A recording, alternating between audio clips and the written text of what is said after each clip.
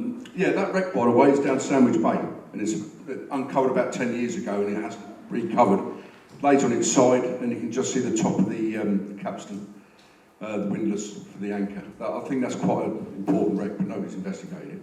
Anyway, I digress. What I'm doing today is Bellarmine, Bartman, Salt-glazed stoneware. Okay, I've found quite a few pieces of this stuff when I go beachcombing, when I go diving. I'm not an expert, but my objective here today is for you guys, if you're not familiar with this, is to get to know what it looks like. So if you turn a piece over in your garden, or you find a piece sticking out the sand down the Sandwich Bay, you know what it is, because it can look remarkably modern, even though on average we're talking about 350, 400 years old, and some of it's earlier than that. And it's interesting stuff as well, because it's got a global distribution. It actually started production in Germany in about the 1400s. They think it was discovered by accident. Basically, how you salt glaze a pot is you make your pot, you put it in the kiln, and you get up to about 2,000 degrees Fahrenheit, and you put raw salt straight into the kiln. And that sublimes. That means it goes from a solid to a gaseous state without pausing to become a liquid. The sodium ions and the chloride ions, they separate out, and the sodium acts like a flux. It hits the clay, reacts with the silicon and the aluminium inside the clay, and it gives this orange peel type glaze. Now, the last production in this country stopped in 1983 because they basically made it illegal, because the sodium obviously goes into the glaze making process, but the other half of salt is chlorine. So what comes out of your chimney from your furnace is chlorine gas, which is obviously not good. And also, once that hits water, comes into contact with water, it becomes hydrochloric acid. So it's pretty grim stuff. But what it did do, it meant that you had an impermeable glaze, so you could transport foodstuffs safely. It was used to transport acids. Mercury was another big exporter that they used for this stuff. And also, it's actually saved a bit of labour, because normally when you make a pot, you make your pot and you biscuit fire it. So you put it in a kiln, get it to a certain state, then you glaze it, and then you have to put it in a kiln again and fire it all over again. Whereas obviously this is one shot.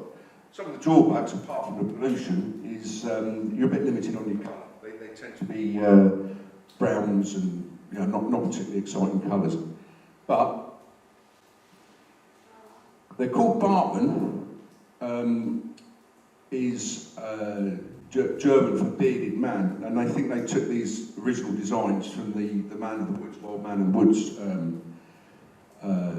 mythology.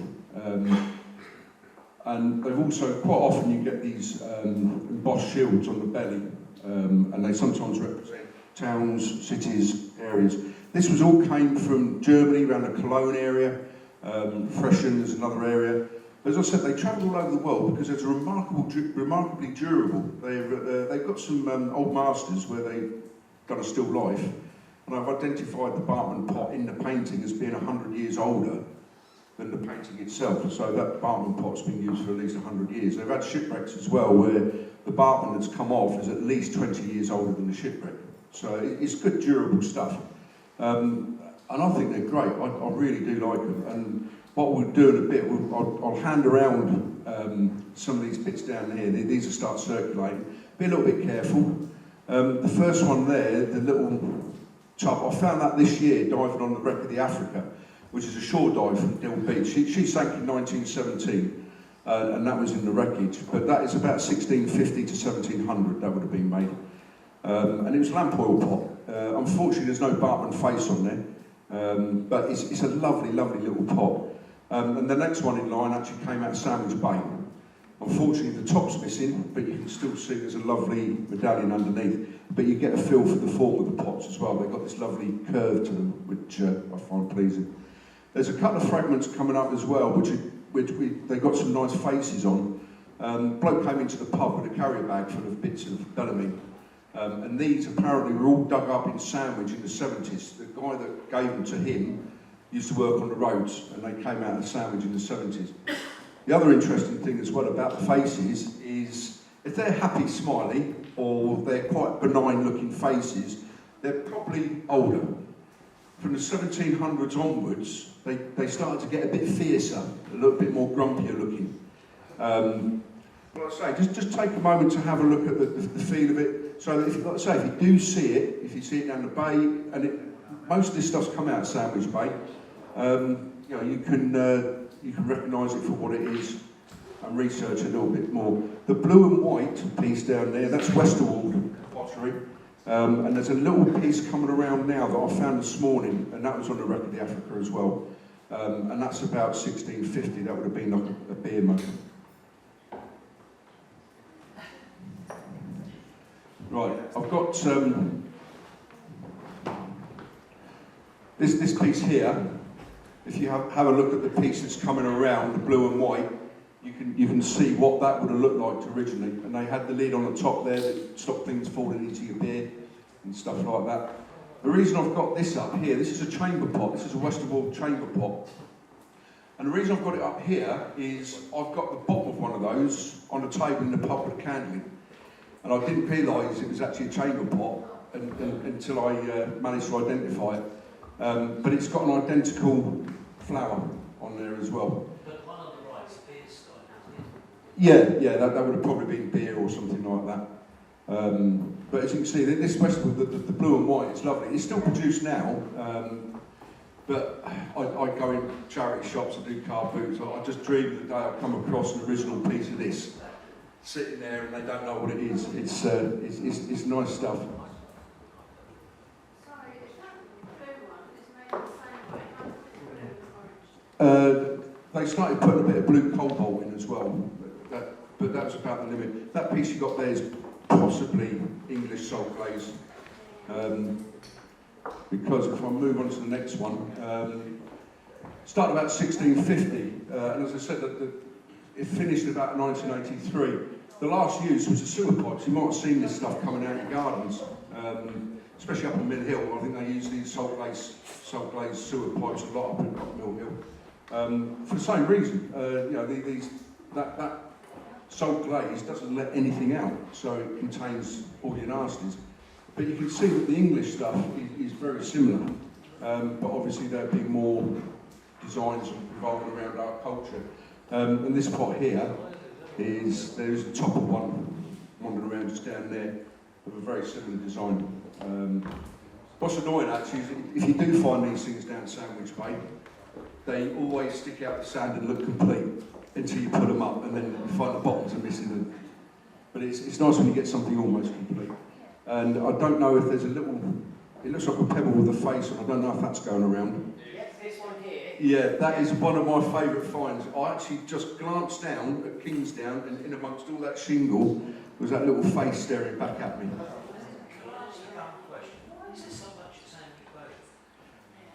Sandwich Bay was, yeah, it's full of shipwrecks. There's some interesting developments coming up recently, which I won't go into now. But you had the Wonson Channel. The Stour was navigable almost up to Canterbury. A lot of the stone that's built Canterbury Cathedral, I think, was offloaded at Fordwich, because you could get sizable ships up as far as Fordwich. And it's the closest point to the continent, so the amount of trade that's gone backwards and forwards. I mean, you only have to see the Bronze Age boat in Dover Museum. That indicates there was Bronze Age trade. So, you know, we've been trading since the channel opened up about 10,000 years ago. People started crisscrossing it. And the other thing about Sandwich Bay is because it's sandy, this stuff gets locked in the sand and it protects it. And then every now and again a bit will come to the surface and you might be lucky enough to find it. So, and the other thing about Sandwich Bay is weird things appear at weird times. You can go down there after a storm and you won't find anything. You go down there on a day like today when it's been calm, you've had neat tides, nothing much happening, and you'll find a lovely bit of pottery, an onion bottle, a lovely ship's timber just sitting there. I found a Browning 303 machine gun down there once, walking the dog on a day like today, and it was just sticking out the sand. But that's probably Bellarmine. Yeah, so English Salt-glazed, we did make it. It was made in America as well. It was made in India, and as I say, because it was durable and because of trade, this stuff's gone all over the place. I've actually found salt-glazed pottery in Native American burials in North America, that's where they've either made or they've exported it over. I'll have to crack on because I'm going to be a little bit late otherwise. This chap here, very jealous because that was found on the Africa, the wreck of the Africa. She lies about 150 yards just north of Gill Rowing Club. Little wreck from 1917. Because the seabed's flat, stuff rolls along the seabed, it gets trapped. I found all sorts of stuff in there. Like there's canoe on there at the moment. Nobody did, thankfully. A funerary urn full of ashes, found one of those. But yeah, this chap here came out of Sandwich, come off the wreck. The reason I put this on, this is a lovely bit of Salt-glazed. It came up from, was found at Greenhide, and it's actually an early tankard from a pub. And it's inscribed Anne Baldock, and then White Hart's crest, which is this, Greenhide, Kent. 1750 ale jug. What a lovely thing to find. And that's just a photograph of the piece that I found. But so I just love the form, I love the curves on these things, and they describe the glaze is sometimes described as like an orange peel. So that's basically it. Now you've seen all that stuff. If you haven't seen it before, as I said, I'm not an expert. There's bound to be somebody out there that's done a thesis on Salt-glazed, no more.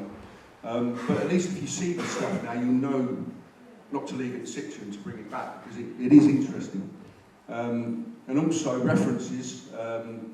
There's some good Facebook groups, enthusiasts, the Bellarmine, Bartman, other early stoneware jugs and bottles. They're great. If you find something, put a photograph on, they'll come back to you. I mean, that little shard of the beer jug that I found today, I had an identification of that and a photograph within about 20 minutes. And these guys are all over the world. Mudlarking sites, fantastic. You know, I just love it. It's like window shopping. Pottery Shards UK Facebook group, they're not too bad.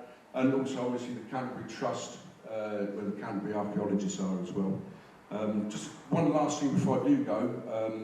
If you do take stuff off the beach, if it's got a complete pot or something like that, there's a legal obligation. You have to declare it to receiver of rec. So if you go on the receiver of rec website, you have to download the form, fill it in, put the position where you found it, and send it off to.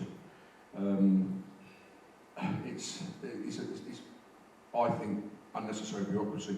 There's also an archaeological reporting system, that's voluntary, which is actually a lot easier to use. That's it. So I hope I've achieved the objectives.